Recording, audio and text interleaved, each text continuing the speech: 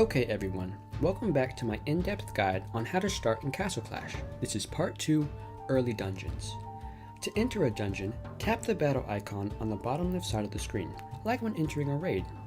Unlike raids though, dungeons don't cost gold to enter. Instead, you can only hold up to 5 turns at once, with every dungeon turn requiring 20 minutes to recharge, so only 5 dungeons per hour. Although, you could use 100 gems to recharge all 5 turns immediately, if you wanted to. Before we get any further though, let's talk about what dungeons are for and why you would want to spend gems on recharging them.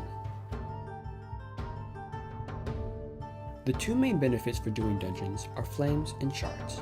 Flames are rewarded for the percentage of completion you achieve per dungeon, a maximum of 3 flames per dungeon for 100% completion. Flames are required to advance dungeon stages, with 50% completion being a minimum requirement to clear each dungeon stage. Flames are also required for uncapping a hero's maximum level. For example, it requires 10 flames to uncap a hero's maximum level from 20 to 40. The good thing about flames is once you get a flame, you always have it, as you don't lose flames while upgrading heroes. Shards, on the other hand, while being another important resource, you will constantly need more, like gems and honor badges. Unlike gems and honor badges though, shards are obtained through dungeons on a chance-based reward. There are many people out there that claim one way of doing dungeons is better than another, but honestly guys, shard drops are similar to rolling for heroes. 100%, always and forever, luck-based. The most important thing to remember when doing dungeons is always try to 100% a dungeon, as it's the only way that seems to increase your chances to get shards. Some players still argue it's purely luck though. Anyways, shards are used for buying heroes and slimes. Also, shards are required for the daily boss battles, but I'll talk more about that in part 4. Most heroes can be purchased with shards, making them shardable heroes. You can find them in the heroes altar within the shard tab. Slimes are also found within the shard tab, which is what many of your future shards will be going to. The purpose of a slime is to increase your hero's skill level, which makes them very important to the future of your account. For now though, any shards you get, just hold on to. I'll go over shards and the best places to put them in depth in part 6. Alright, so now we know a bit about why dungeons are important. Let's go further into dungeons and the best dungeon stages to get to, so you can get those flames and stock up on as many shards as you can, as early as you can. Okay, when entering the dungeons, our current dungeon attempts as well as the time before another attempt is available is displayed in the top left corner. At the top right corner, our current flame count is displayed. The current number of dungeon stages completed per dungeon tier is shown at the top right corner of each tier. For future reference, tiers are abbreviated as D, followed by the tier number. For example, Tier 1 or Dungeon 1 would be D1. Selecting a tier will display the roadmap of that tier's dungeon stages from left to right. And as I said, you have to clear each dungeon stage at 50% or higher to move on to the next one. However, you do not have to complete every dungeon stage in a tier to move on to the next tier. Only enough to open the final stage on the far right, which opens the next tier once it is cleared. And if you wanted to come back later to clear every stage for the flames, the roadmap also shows you the number of flames you received in each stage. Some dungeon stages are marked with a blue tower. They're referred to by most players as skull dungeons, as before the last graphical update they were marked by a skull. These dungeon stages have a higher number of shards per drop, as well as a higher chance for shards to drop compared to normal stages, with the catch being that they are often slightly harder than normal stages of the same tier. The abbreviation for marked dungeon stages is S, followed by the placement of that marked stage in its tier. For example, in D1, the first marked stage would be S1, so altogether it would be D1 S1, the next D1 S2. This might sound trivial, but as we get into higher tiers, there are more and more S stages per tier. For example, it's good to know how to find D8 S11 when you finally reach D8. Generally though, since the graphical rework, most players just label the dungeon stages based on their shard drop, so D1 S1 would be 2 shard dungeon, and D8 S11 would be 37 shard dungeon. Don't worry about D8 just yet though. Our goal for now is D2 S1 and D2 S2, the 4 and 5 shard dungeons. It will take a bit of time to get there though, so let's start with getting to D1 S1. There's no recommended drop point for the stages leading to it, as it's only tier 1. You could stay here for a bit while you level your heroes, as every shard counts, but I wouldn't suggest going much further without uncapping your hero levels from 20 to 40, as it does start to get a bit rough. Although if you want to keep going, it's not that big of a deal since the cooldown timer for fallen heroes isn't too long at low levels. Also, it's not really worth exiting after 50% in tier 1 just to get to tier 2, as it only gets harder from here. So after you get your 10 flames, if you need some quick honor badges, there's a daily honor badge pack here in the gem tab. For 50 gems, you can buy 1000 honor badges per day. That, with the 50 honor badges an hour, and 40 for everyone in the arena, it shouldn't take too long to get your heroes uncapped. In the meantime, there's still a lot to do. Town Hall should be going to 13, and if you have any free builders, consider leveling the Relic Hall. Once you start leveling the Relic Hall, not only do you get some achievements, you can also level the spells the Relic Hall provides to help out in dungeons and raids. The two most important spells are Restoration, a healing spell, and Guardian Angel, an invulnerability spell. At Relic Hall level 2, you can begin to upgrade Restoration, and like troops, magic has a maximum level of 5, so getting Restoration to 5 is the first goal. Guardian Angel unlocks at Relic Hall level 8. That you can leave at 1, because when you level magic, the amount of gold required to buy it each time goes up as well, and Guardian Angel past level 1 won't help any more than just staying at level 1. Since I mentioned troops though, after you get your magic leveling, let's take a look in the training center. In part 1, I mentioned that it's a good idea to get the Pyromancers, or as I said it, little mages, and Griffins to level 5 first. Which won't be for some time, but for now, look over to column 4, because the next most valuable troop, especially for dungeons, is the Ornithopter at column 4, row 3. While we have a bit of time leveling heroes, buildings, and magic, as well as collecting honor badges, let's talk more about troops. Every column has its own characteristics, which the game splits into attack type and armor type. To make things easier for the video, I'll keep the percentages out of it. Basically, it's the common combat triangle, melee, ranged, and magic. Column 1 being melee, column 2 being ranged, and column 3 being magic, where melee is strongest against ranged, ranged is strongest against magic, and magic is strongest against melee.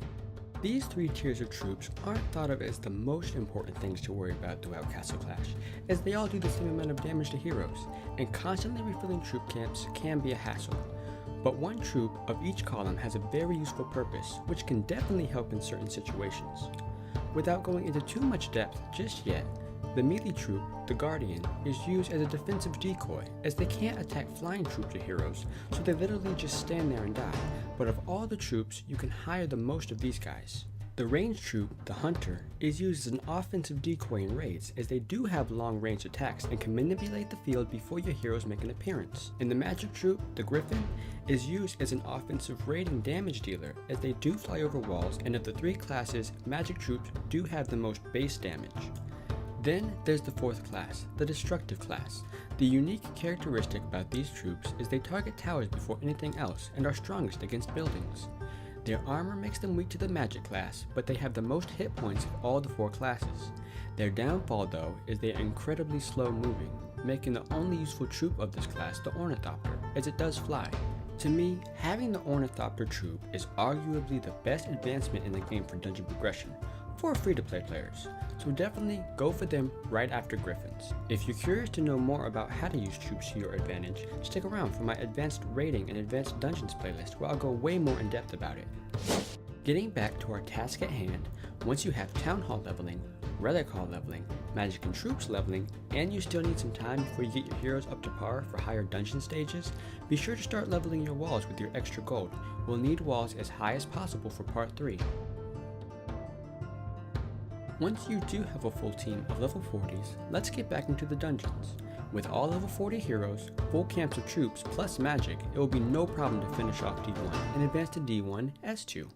Before you go to D2 though, it's time to rinse and repeat and upgrade your full team to level 60 while leveling your buildings, magic, troops and walls, and farming comfortably at D1 S2, which makes this a good time to welcome you to Castle Clash, as this is what will consume the majority of your time here. Once your Relic Hall reaches level 8 and you get Guardian Angel, you can start pushing your limits more effectively than just suiciding and waiting for cooldown, especially since when you get higher hero levels, the cooldown timers increase as well, which is why a good strategy and drop points do matter. If you're someone who likes to push boundaries, that is. So for all of you out there who like to, let's get into it. Everyone else can put their feet up and get back into raids until your heroes are capped at 60, a solid level to breeze through to D2 S1, the 4-shard dungeon. The strategy I use when doing dungeons requires Guardian Angel and Restoration. I drop all of my heroes near the biggest threat in the dungeon, so I can save them all with Guardian Angel while they take the threat out with no problem. Then just cover who needs later help with Restoration. This tactic is heavily reliant on troops being able to outdamage the enemy in early tiers and on Pumpkin Juice in later tiers. Since this is just covering early dungeons, I won't go too far into the science behind drop strategy, but just keep in mind all of your heroes and troops will target the closest enemy troop, hero, or building to them when they enter, as well as retargeting the closest to them after their previous target dies. The only exception being class 4 destructive troops, which, as I said, target towers first, then the closest enemy troop, hero, or building after. That being said, there are definitely specific places starting in D2 that will make things easier if you drop there, as things are a bit more organized than in D1. That doesn't mean these are the only places you can drop to get a good start, but I'll show you where I find the best drops to be. The main point of this strategy is dropping your heroes in the yellow zone. When your heroes take aggro from the main threat, drop Guardian Angel to protect your heroes. Then follow up by sending all of your troops in behind your heroes. That way your heroes tank the damage while your troops destroy everything. Keep in mind of the towers, as you don't want your troops taking aggro from those. Also, beware of troop camps.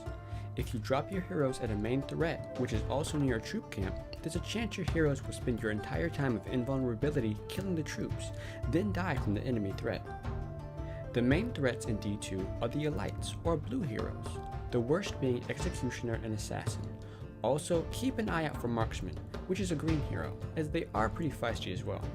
If you see one of those three, try to get your heroes in range of them while under Guardian Angel, and you shouldn't have any problems, especially with Restoration in your pocket, just in case. Once you get to D2 S1, the best place I've found to drop heroes first at is the troop camp near the Assassin. That way, we can get the troop camp out of the way by the time we get to her. Then, after dropping Guardian Angel and troops, the rest is just watching out for a hero in need of some extra health from Restoration. Using this method, you should be able to effectively farm D2 S1, but I'd highly suggest getting your hero team to at least level 60 before moving to D2 S2. If you're comfortable at this dungeon though, feel free to stay here, because at this point it will just be a trade-off between raiding to level heroes while farming golden mana to level your buildings, magic, troops, and walls, and farming dungeons for shards, at least until you can farm D2 S2 comfortably.